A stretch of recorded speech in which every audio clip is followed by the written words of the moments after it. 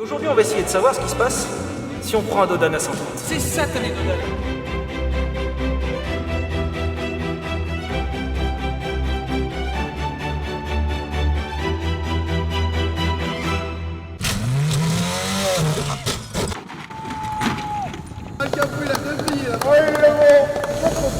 Pourquoi il n'y a pas de Dodan sur l'autoroute?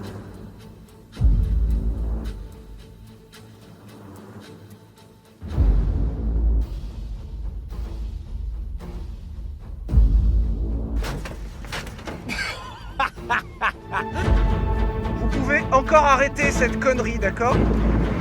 En fait, c'est un tremplin.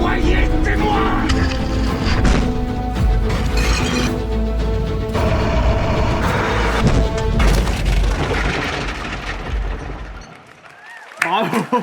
Félicitations, très belle vidéo. C'était pas mal ce qu'on vient de voir là, non? C'était super, vraiment. Très très belle. Waouh. Bah, c'est ce qu'il y aura la semaine prochaine. Les loulous, on a une information très importante à vous donner. La semaine prochaine, nous sortons la vidéo qui célèbre les 4 ans de la chaîne, puisque nous allons refaire la vidéo qui nous a lancé, c'est-à-dire le Dodan cette fois-ci, peut-être un peu au-dessus de 130. La vidéo de jeudi prochain, c'est la vidéo de nos rêves et il fallait absolument marquer le coup. On a loué le Grand Rex. À Paris.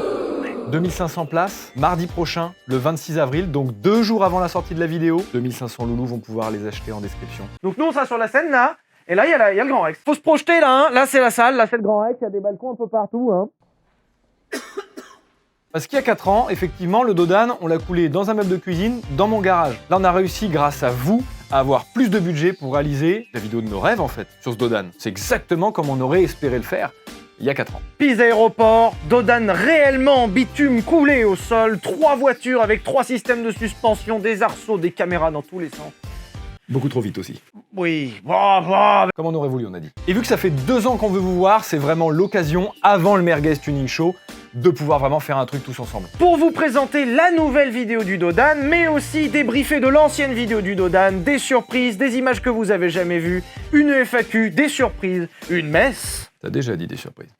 Parce qu'il y a plein de surprises. Certes. C'est à considérer comme une avant-première de ciné, sauf que la place est à 6,90 € parce que ça nous tenait très à cœur que ce soit accessible. On sera là, vous pourrez poser des questions, et vous serez les premiers loulous à voir, je pense, la meilleure vidéo qu'on ait faite. C'est pas souvent qu'on est content de nous, c'est pas souvent qu'on est fier, mais là pour le coup cette vidéo vraiment elle est incroyable. On est également super fiers de pouvoir la montrer en avant-première dans un ciné, le Grand Rex. Ça tue sa mère. Ça coûte cher. Putain, oui. Merde. Ouais. Même avant dans les places. Non, oui. C'est un bon. Mais on est super heureux de pouvoir le faire quand même. Le lien est en description, vous tomberez sur le site du Grand Rex où vous pourrez prendre vos places directement pour mardi prochain. C'est limité à 2500 places, donc dépêchez-vous. Vous pourrez arriver dès 19h30. La séance débutera à 20h30 et on vous libérera à minimum 23h, peut-être minuit. Les loulous en ont pour leur argent, 6,90 la place et t'as toute une soirée de spectacle au Grand Rex. Et en l'occurrence, effectivement, c'est pas vous pouvez arriver à partir 19h30. c'est arriver à partir de 19h30. parce qu'il faut faire rentrer 2500 personnes. Ouais, Ça va prendre du temps. Et pour ceux qui ne pourraient ou ne voudraient pas venir, jeudi prochain, la vidéo est incroyable. En tout cas, merci à tous de nous avoir suivis pendant autant d'années. Cette vidéo qui arrivera jeudi prochain ou mardi, pour ceux qui seraient à l'avant-première, est une sorte de grand merci qu'on vous adresse. Et on aimerait bien vous faire kiffer encore très longtemps. Messieurs, dames, à mardi ou à jeudi.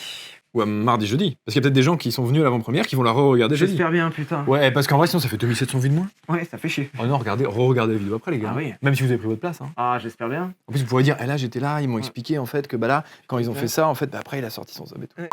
Eh bah ça tournicote. Bah je sais pas si ça sortira avant le 28 avril ça. Je sais pas non plus. Au cas où si ça sort sur le 28 avril, le Dodan ça sort le 28 avril. Ouais, on a repris le Dodan, mais mieux. Ceux qui nous suivent sur Insta ont déjà vu des images en avant-première, c'est pour ça qu'il faut nous suivre sur Instagram. C'est incroyable cette vie. C'est fou, hein. Genre on se met à parler. C'est cool hein. Tu sais, pile au moment où on se met à tourner en plus. Alors, bonjour à tous. Bienvenue dans Thalassa. Voilà. Bienvenue dans Thalassa, nous sommes en face de la cascade qui s'appelle Niagara. Ouais, alors, comment ça va? Qui a tête? Ah bah moi. Eh bah oui. Oh non, vraiment. C'est pour bien commencer la journée.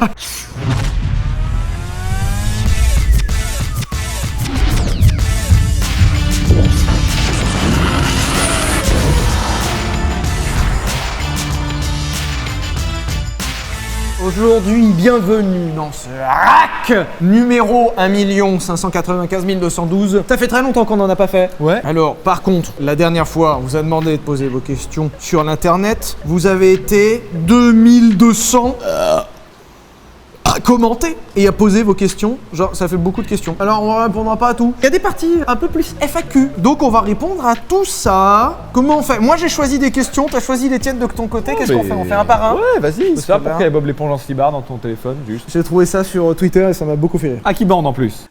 Organiseriez-vous un jour des rallyes abonnés où nous parcourrons ensemble la France à bord de nos bolides entre passionnés? C'est une idée que nous avons déjà eue, que nous ne pourrons jamais mettre en place. Bah, en vrai, on adorerait, hein, jamais dire jamais, mais c'est vraiment compliqué. Il y a le projet... On adorerait, vraiment. Il y a le projet Périph. On aimerait beaucoup faire en sorte qu'un jour le multiplat puisse rouler sur la route de façon légale. On a des solutions, on n'a juste pas l'argent. La cagnotte elle est déjà au rabord, juste dans la prépa du multiplat, qui a coûté beaucoup plus cher que prévu. Et on a le merguez tuning show à faire, et l'homologation ça coûte une fortune. Ça lui en déclenche des erreurs gastriques. Voilà, mon pote. Mais si un jour on le fait homologuer, on le fera en Grande-Bretagne, parce qu'en France c'est impossible. En Grande-Bretagne ils sont bien plus ouverts. Alors c'est un bordel administratif phénoménal, faut ouvrir une société en Grande-Bretagne qui rachèterait le véhicule pour pouvoir l'homologuer là-bas et l'assurer là-bas, donc il aurait une plaque anglaise. Ce serait entre 50 et 100 000 euros l'opération. La blague nous fait crever de rire, la blague nous fait crever la faim. Surtout ce qui veut dire qu'on pourrait le ramener de Grande-Bretagne par la route. L'idée, ce serait que du coup, vous nous rejoigniez sur le trajet tous. Mais le problème, c'est qu'à un moment, quand on va arriver vers le périph', T'imagines le pèlerinage avec tous les on adorerait, hein, mais logistiquement, en fait, c'est très compliqué. Pour votre info, on s'était posé la question, on avait fait des paris entre nous. Combien de bagnoles suivraient? Moi je pense qu'on aura au moins 1500 bagnoles derrière. Je pense qu'objectivement, si on le partage bien en amont, on en aura beaucoup plus que ça. Surtout, je suis sûr qu'à un moment, on va vraiment arriver où on va faire un auto-bouchon sur le périph'. Ouais. Ce sera tellement nombreux. Ce sera entre nous. On va... Bah, ouais, on va atteindre la fin de notre bouchon. Si on fait ça, je pense qu'Anne Hidalgo en personne sort de la mairie de Paris, vient à Porte des Lilas Elle avec un toque AK-47. à la vitre du multiplat. Oh mais ça va pas la tête là. Alors il y a toujours les gens qui diront qu'on peut le faire sans autorisation. Dans quel cas, ça sera plutôt un rassemblement prison de Fleury-Mérogis. Voilà. Comment entendre le sifflement de turbo quand on relâche l'accélérateur? Tu mets condition. 12 bars dans ton turbo, et puis là, t'inquiète, hein. Bah, en fait, ça Oui, dépend va se si... passer, hein. Ah, quoique, le multiplat, on l'entendait un peu. Alors... Peut-être justement, parce que proportionnellement au turbo, la reprog a fait que ça soufflait peut-être un peu fort. Alors oui, et puis il y a deux moyens d'entendre. Il y a le moyen où effectivement il souffle un peu fort et t'as enlevé de la ligne d'échappement, donc il y a moins d'insonorisation. Et où tu as rajouté une wastegate. Wastegate, c'est une petite porte. Le turbo donc est une pièce qui envoie de l'air comprimé dans le moteur, donc sous pression. Et ce turbo a une vanne de décharge, dans le sens où si elle enverrait trop d'air, le moteur il s'emballerait et il exploserait. Le turbo, on appelle ça qui charge, il monte en pression, et quand on arrive à la pression souhaitée, bah juste comme une cocotte minute, il y a un petit clapet qui fait en sorte que tout l'excédent s'en aille, et donc ça a une pression constante. Et surtout, ça va vous apporter un petit bruit d'oiseau. Ça, c'est la wastegate, c'est le turbo. Alors, à savoir que ça, c'est des travaux qui sont super chiants. Hein. Genre, c'est pas juste tu vas chez ton garagiste, vous me mettez une wastegate là. Ou alors, il y a une autre façon très simple et moins chère d'entendre son turbo, d'avoir un turbo mort. Ah, turbo mort, ça marche super bien. Ouais. Par contre, c'est un autre sifflement. C'est plus un... Ouais, qui monte, qui... Ouais.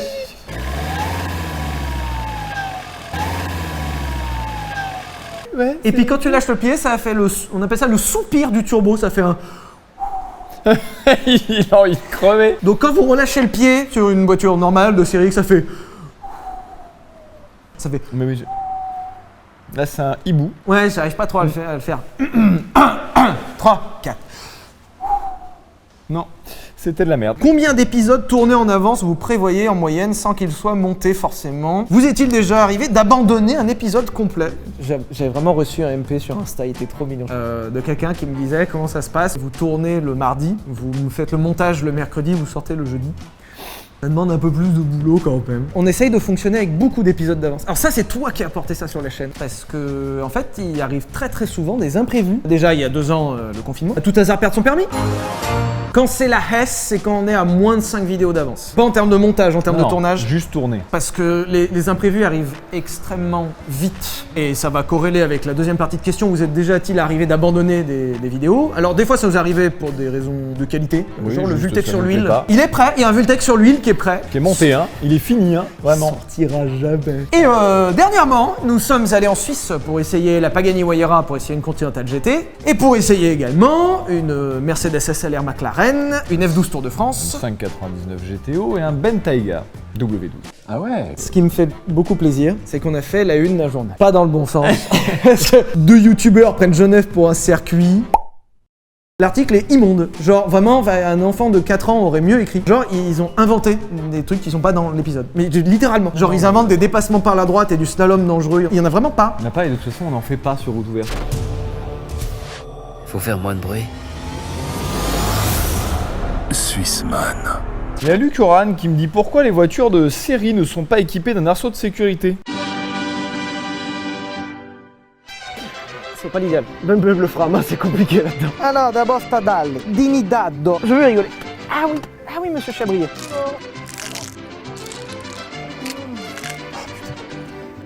C'est élu voiture la plus chiante. Est-ce qu'on peut reprogrammer une Zoé ou autre voiture électrique? Qui est une question très intéressante. Techniquement, oui, je peux. Parce que c'est un ordi. Comme tout ordi, ça a ses failles et tu peux intégrer les systèmes. Le problème, c'est qu'il y a plein de trucs techniques qui vont arriver derrière. Et puis, le fait de rentrer dans l'ordi est déjà compliqué. En fait, le truc des voitures électriques modernes, c'est qu'elles fonctionnent vraiment intégralement sur leur système, sur leur software, sur leur logiciel. Une Tesla, le cœur de la voiture, c'est le logiciel. Imagine, ça gère tout. Ça gère la gestion de la marche avant, puisque c'est pas mécanique, c'est juste une impulsion électrique. Ça gère le compteur de vitesse, ça gère comment la voiture se comporte sur la route, ça gère la gestion de l'électricité entre la batterie et les moteurs. Et deuxièmement, un moteur électrique pourrait débiter plus, sauf qu'en fait, les voitures électriques vont être limitées par un aspect principal qui est les batteries. En fait, le moteur électrique ne fonctionne et ne délivre sa puissance qu'avec une batterie qui va de pair. C'est-à-dire, si tu mets un énorme moteur électrique mais une toute petite batterie, ça marche pas. Ça marche juste pas. En fait, les deux vont toujours de pair. Alors, ça marche mieux dans le sens énorme batterie, petit moteur, mais dans l'autre sens, il n'y a pas la batterie qui suit. Et les câbles entre les deux. Mais je vois déjà les petits malins venir en disant Oui, mais Tesla, il y a un moment, ils ont sorti des voitures et quand ils font une mise à jour, et ben elle a plus de chevaux. alors oui, sauf que ça c'était prévu en fait de base marketingement. Aussi, c'est qu'ils ont beaucoup évolué entre les premières Tesla qui sont sorties et que les logiciels de gestion de batterie justement et d'afflux de l'électricité, pour résumer, sont un peu mieux gérés. Donc techniquement, reprogrammer une voiture électrique, oui. Mais dans les faits, non. Tu vois, même des trucs simples en fait. Genre une Citroën Ami, qui est une voiture sans permis, qui plafonne à 45 km/h. Ça pousse. Techniquement, oui, le moteur peut débiter plus et tu pourras aller vachement plus que 45. Sauf que, en fait, aller plus vite ne demanderait pas genre une démultiplication juste plus grande. Aller plus vite demanderait plus d'afflux de puissance et plus de puissance des batteries. Et du coup, aller plus vite va tirer plus fort sur les batteries. Alors que quand on a débridé notre voiture sans permis thermique, aller plus vite ne tirait pas plus sur le moteur. Donc forcément, t'arrives vite sur des limites techniques. J'ai une question qui est revenue plusieurs fois. La voiture sans permis, Ouais. on va revenir un jour ou c'est terminé là? On a une montagne d'idées. On n'a pas dit que c'était des bonnes idées et on n'a pas dit que c'était des idées faisables. C'est-à-dire que dans les idées, moi j'ai déjà émis l'idée d'essayer SpaceX un jour. Enfin, en tout cas, moi. Ouais, Parce que toi, c'est hors de question. Je mets de la vie, je mets mon cul là-dedans. je me sacrifierais pour Villebroquin Corporation. T'inquiète, c'est frère, Et j'irai dans l'espace. Il n'y a rien à péter, moi. Tu dans vois la l'espace. vignette.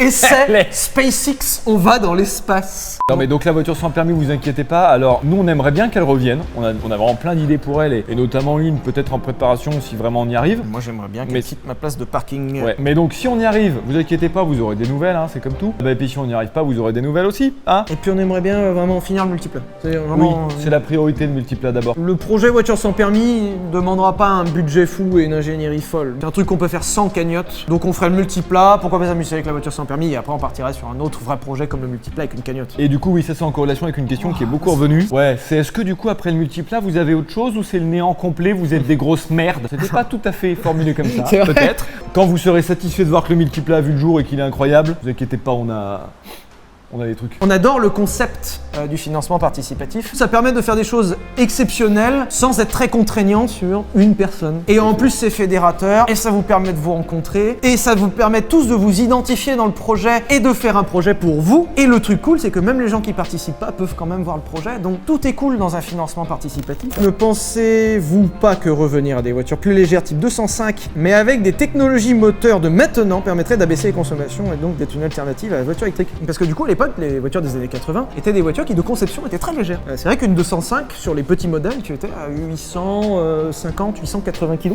Et t'as plus de voitures de 800 kg aujourd'hui. Alors oui, mais du coup, peut-être pour des raisons. C'est vrai que le fond de la question est super pertinent. Avant de se poser la question pourquoi ils font plus ça, il faut plutôt se poser la question pourquoi avant ils faisaient ça. Et on prend l'exemple justement de la 205 qui est dans la question. Il y a plusieurs justifications qui font qu'une 205 était vachement légère. La première justification, c'était la structure même de la voiture. À l'époque, une 205, ça avait une structure toute légère déjà parce que c'était vachement moins chiant à faire. Parce que c'était la norme, toutes les voitures étaient fabriquées comme ça. Et surtout parce qu'il y avait un truc alors aujourd'hui qui a un petit peu disparu. Aujourd'hui, quand tu tapes dans ta voiture, t'as plus de chances d'en sortir que de mourir. Alors qu'à l'époque, C'était vraiment l'inverse. La tendance était complètement inversée, hein, vraiment. quand tu sortais vivant d'un carton, les gens ils faisaient.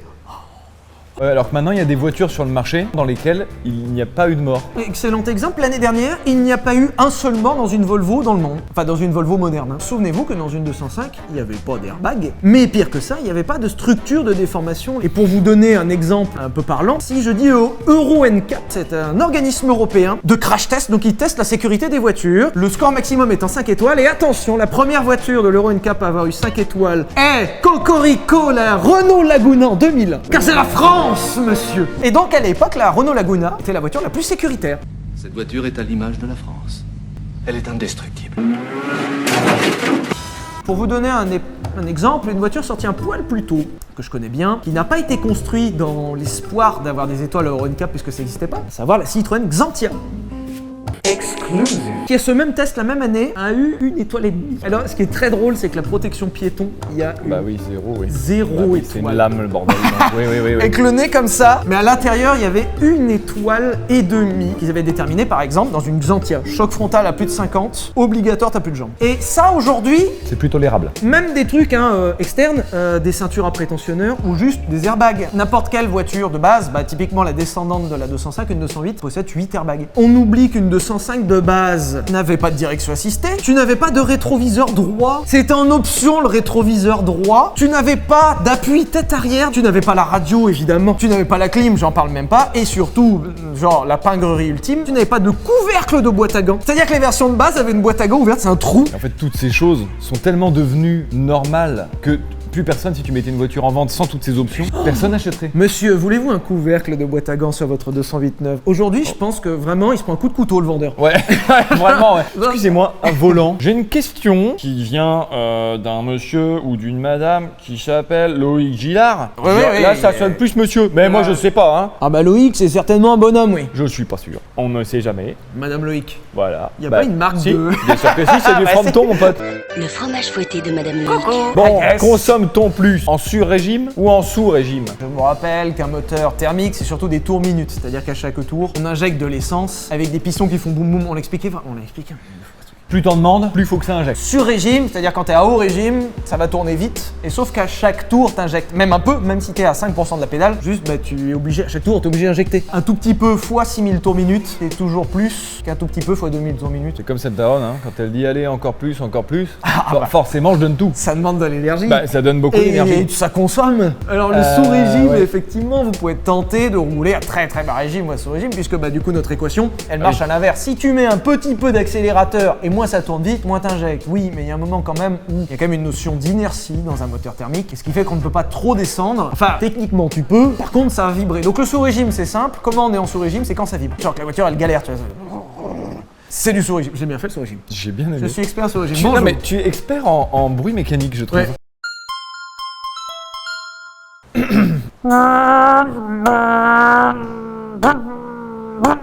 Ah, c'est dur ça. Ah, j'ai pas le modèle exact. Ça, c'est un 4 cylindres de rallye, mais c'est tout ce que j'ai. Mais c'était une Super 5 qui était turbo. Ah, bah ok, j'étais pas si mal. Je vais faire le démarrage. Non, ça c'était la... Pardon.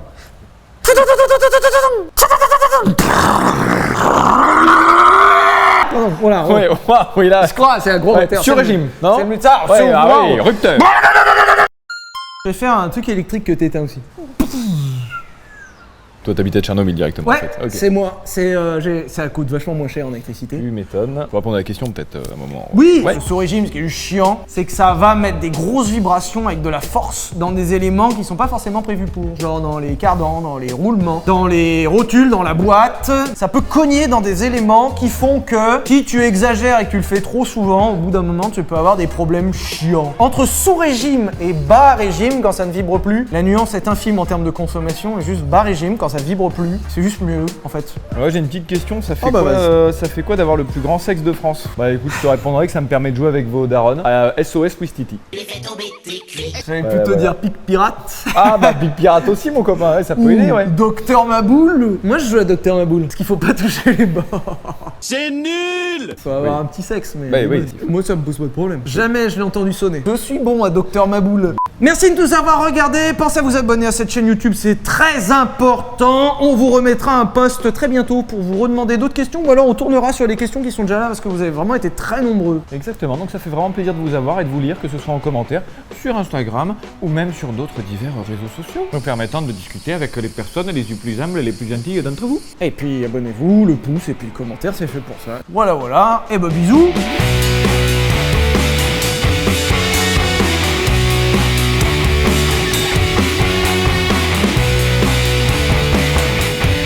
J'ai mal au cul. Mais aux fesses, pas au trou de balle, hein. C'est vraiment aux fesses quoi. Genre là, être debout, ça me...